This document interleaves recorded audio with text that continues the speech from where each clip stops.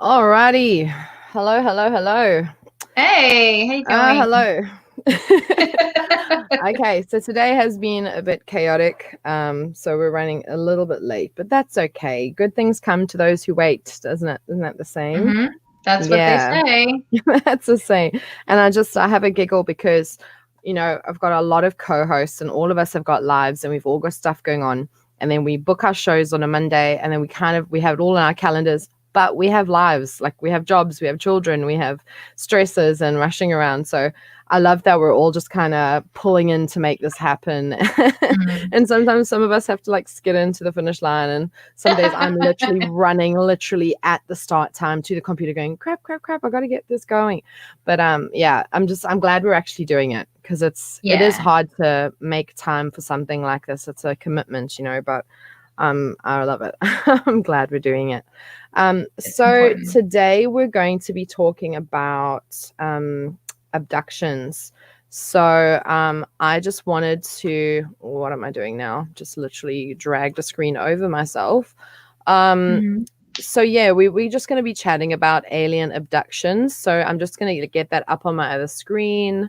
Just make sure it's nice and big so everyone can see it. And then we can chat about that a little bit. So we're not talking about abductions in any other form, like human abductions by child traffickers and stuff like that. We are using paranormality. So I'm going to go across to that now so that we can have a look at that. So give me 1 second. All right.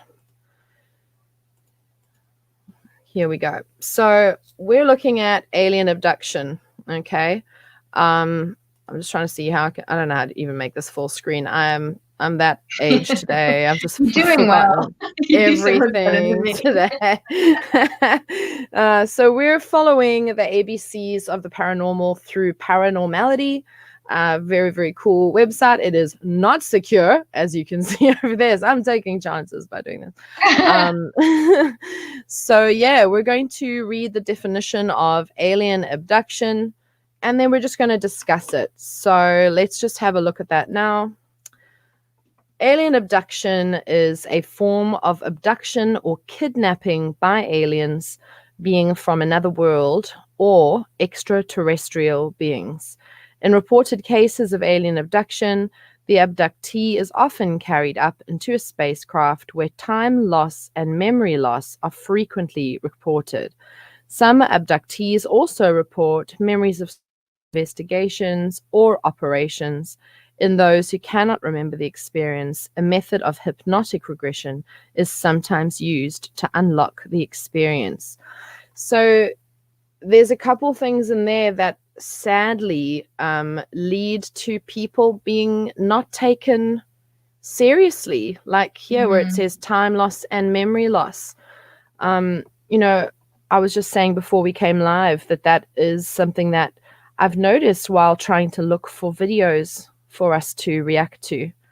And I was saying that I just keep seeing the same narrative and the same video editing, music use, questions by reporters that kind of paint these people as sort of loonies or taken seriously, but always with that pinch of salt. It has that sort of cartoony kind of music. It's not being taken seriously. And then you said that you've noticed that there's a change in that narrative. So tell me about that. I feel like that, and this might just be from my own, like limited perspective, but there was a recent kind of reboot of the Cold Case Files done on Netflix, and one of the episodes was about a whole town that experienced an alien, sort of experience, and a few of the people, like mostly children, actually. Wow. People who were children at the time were abducted and brought down, and they were, they treated that subject as exactly the same as they treated the other subjects, like people who were, missing or killed or things like that. And I was really impressed by that because I feel like like you're saying, it's super important the way that people are, the context in which people are given when they're giving these sorts of interviews. Because if they're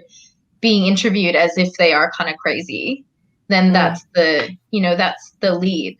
That's what we're being led to believe. And as somebody who works in communications, I know it's super easy to make something look not credible. And that's the thing, like I was saying to you, when you take footage and you put it in an editing room, you can give it to 4 different editors and you'll get 4 different shows, completely different angles and shows. So everything that you are shown on YouTube or on news channels and stuff is very specifically crafted to portray as an angle, whatever that belief is of that station. So I know the conspiracy theory junkies, they all will say, oh, that's because government doesn't want us knowing about aliens, and that's a whole other rabbit hole that we don't really need to go down, because that's when you bring out the cuckoo cachoos. But that may be the case, but it's still annoying that people haven't respectfully and as if they have a brain. But I think the fact that there's time loss and memory loss does play a huge role in that, because it's hard when you've literally had your thoughts scrambled. It's very hard. Now, I've heard people say, oh, you can't scramble people's thoughts. Just look at the history of hypnosis. Other than clinical hypnosis, hypnosis has been used for sometimes very nefarious. Well, yeah, I mean, that's how the whole concept of zombies came around, isn't it? Like that sort of thing. And I mean, come on, as if anybody with anxiety could tell you that your thoughts can be scrambled.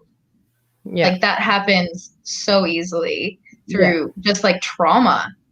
Anxiety and trauma scrambles your thoughts. I mean, and what's more traumatic than being taken away by aliens? Exactly. I mean, that's it. If it's taken without your will, that's horrible. I was just thinking, when I get stressed, I know when my stress levels are up because I can't remember all my passwords that I normally remember like nothing. The first thing to go for me are numbers. Any sequence of numbers, they just disappear. So then I'm like, oh, I'm getting anxious. Like I need to meditate, or I need to, just calm down and go talk to somebody, because obviously there's stuff under the surface. Now imagine a trauma as massive as having your free will violated, being taken somewhere against your will and having things done to you. That surely would produce some levels of anxiety. And then another thing I noticed was that all the older footage, it's all these like American toothless backwards farm types who are like talking like, oh yeah, this thing came down from the cloud and then touched my bobo and all this stuff. It's like immediately you just don't take them seriously. And I wonder if that's the point. Like if you're going to do anything that you don't want people to know about, or that you don't want to be widely understood or believed, you take people from the fringes of society. That's true. And also far out, they're not far out, but far out. Like they're far from towns, they're very isolated. There's not going to be much, visibility of any action happening. I know in New South Wales there's a place called Orange. Like I would love to go one day, you and me, and maybe I have family in Orange. Go to Orange for a weekend, and we specifically do like paranormal research there. We do sky photography the one night, and then we go to a graveyard, do whatever, and basically see what we can capture in one weekend, and then we break that all down. That would be so much fun. That would be so much fun. I actually went down a rabbit hole when I was looking into alien stuff and abduction, because it's hard, we've separated it out into 2 different episodes, but when you're researching, it's kind of hard to differentiate aliens and alien abduction. And have you seen the History Channel videos? I have seen a lot of them. I've seen a lot. Like I'm kind of toying with the idea of getting Gaia, Gaia.com, it's like Netflix, but it's all paranormal videos and then magic videos.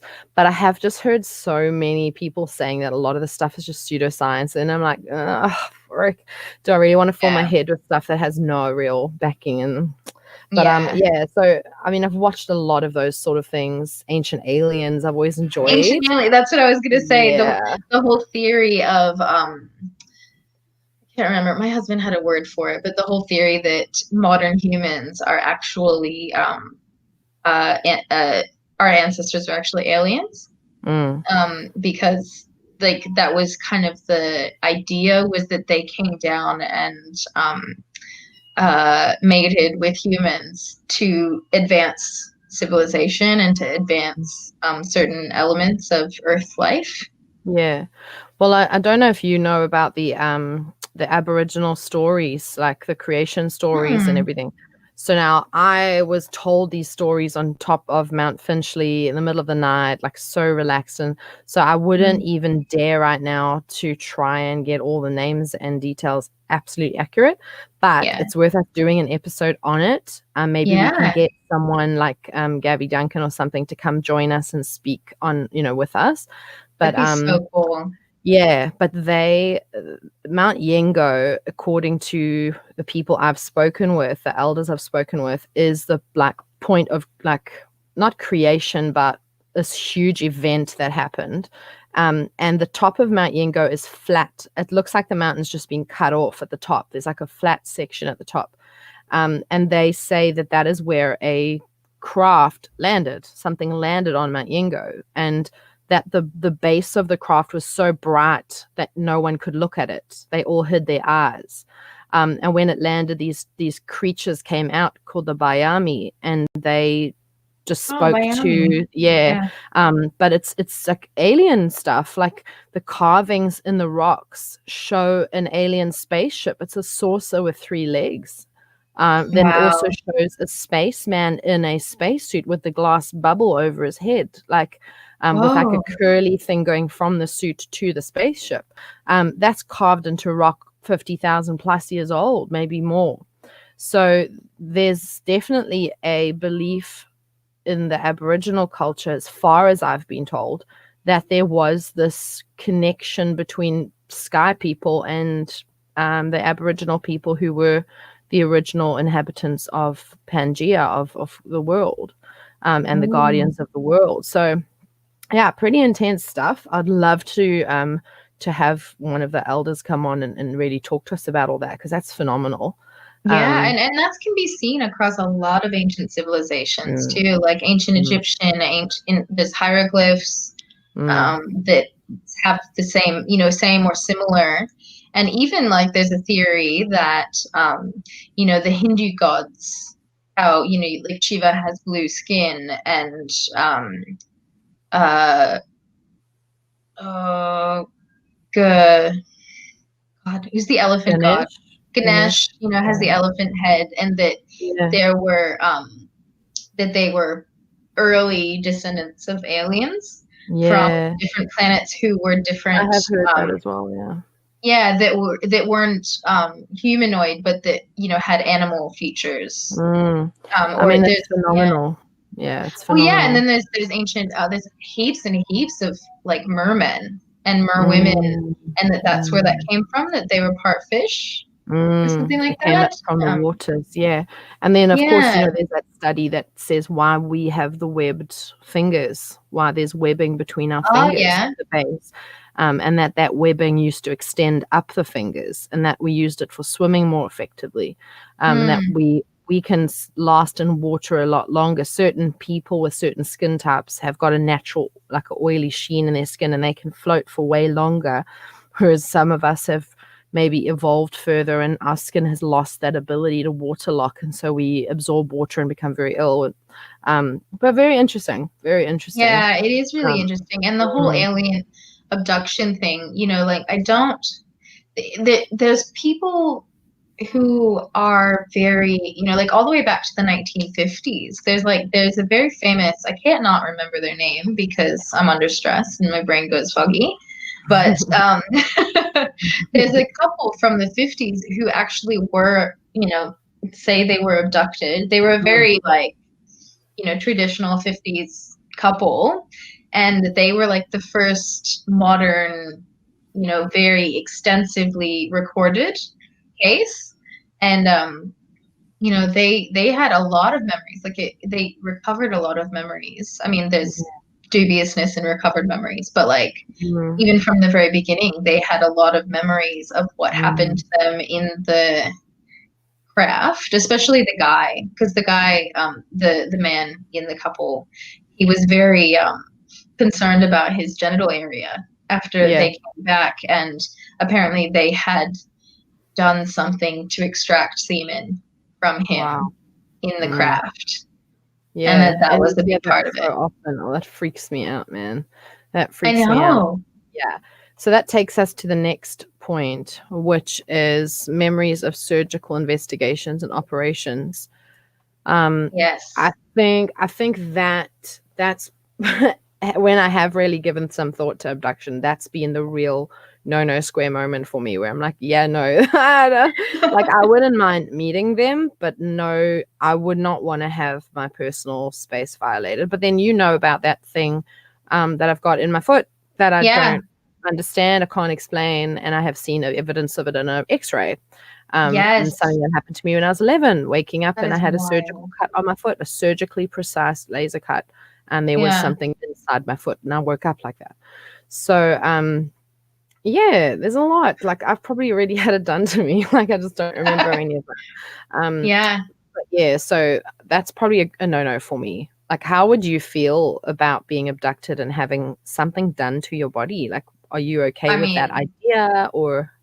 Look, it comes down to consent, doesn't it? Like, I think anything like that, like being taken against your will, taken without your consent. Like, look, if they came down and they were like, look, we're doing this research, we want to get some samples, would you be willing to, like if an alien came knocking at my door like a Jehovah's Witness and said, would you be interested? I would probably think about it, because I think that's really interesting, and it's really like in theory, I can't, but like just being taken against your will and without your consent is the problem. Like that's the scary part.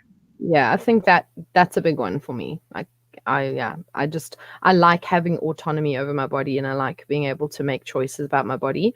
But that said, even in that second before the tattoo needle touches, even that second before I got my nose done, like there's always that like what am I doing? Like take it back. I can't take it back. Yeah. Even if you gave consent, I think there would be that many moments where you're going, I don't know. So what have I done? Yeah, what have I done? I have to tell my mommy. So now that interests me. I'm just going to show you now. Those that can't remember a lot, I'm busy studying to be a hypnotist, a hypnotic therapist, and regression is a phenomenal tool. So I have already been able to do past life regressions with a couple people, and it's just mind-blowing what comes out, the details that come out. And some people say, oh no, that's not true, it's not a thing, but there's changes in those people as a result of that regression. The person they see, the things they acknowledge, the things they recognize, they change, they become better people, they're happier people. So I mean, I firmly believe that regression technique will help to unlock any memory that's been scrambled. But then again, you get your skeptics that don't believe. But I, as an actual person who's studying to be a hypnotist, I believe, because I've just seen overwhelming amounts of evidence, and the number of things I'm having to read, articles, books, videos, like I'm just learning so much. The hypnosis is a fantastic tool to help unlock blocked and repressed memories. Absolutely. And I think there's just the reason that there is dubiousness around it, I think, is because it's been used for nefarious purposes, and it's been used, people have had memories seeded, like in the early 90s when people were having all of these recovered memories about abuse by family members or this or that, and it turns out it wasn't true. It was just seeded by the therapist. So, like I guess you have to know who's messing around with you, who's getting in there with your mind. Exactly.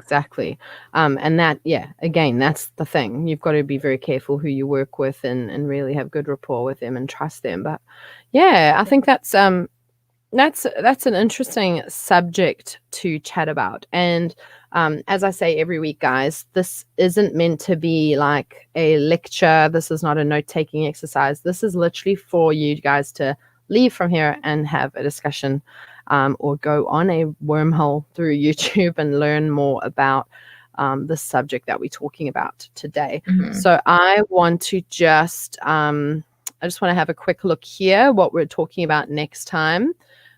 We are going to be talking about ancestor worship. So I'm going to try and see if I can find someone who will come on with us just to talk about ancestor worship. I think that's quite a sensitive subject. There are a lot of cultures around the world that do practice ancestor worship. So I will have some slides ready of those with a few interesting facts. And that will be really interesting to have a look at. And then, like I said, I'm going to try my best to get someone who can talk to me about ancestor worship and how they do it in their specific culture. And then that, again, will give you something to really think about.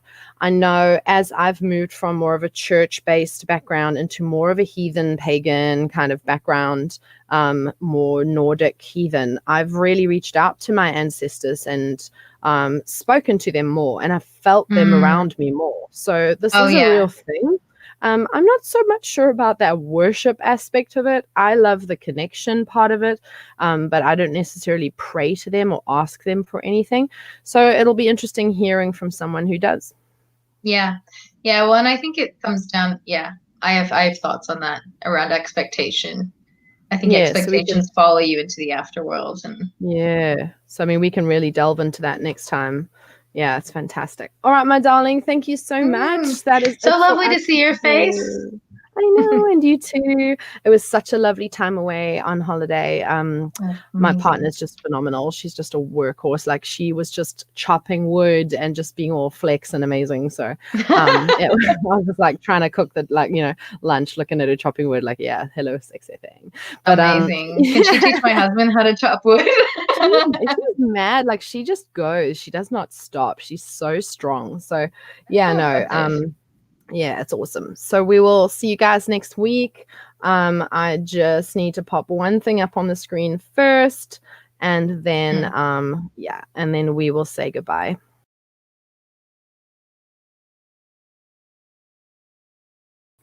So that's it from us, guys. I hope that you have an amazing day, and we will see you next week roundabout, probably Friday, same time. It seems to be a good time for us. So yeah, we'll catch up with you then.